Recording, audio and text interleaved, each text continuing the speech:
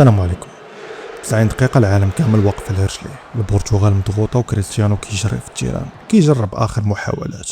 وسط العاصفة كاين واحد الجدار أحمر سميتو المغرب المنتخب اللي جا لقطر باش يشارك رجع كاتب التاريخ. هادشي كامل وقع في 2022، ولكن اليوم القصة دخلت مرحلة جديدة، حيت المونديال 2026 مختلف تماما على مونديال 2022. ماشي غير كأس عالم وصافي، هاد المرة العالم غيدخل لواحد التجربة كروية لأول مرة في التاريخ. 48 منتخب، 104 مباراة، 3 دول كبرى غتعيش هاد التجربة.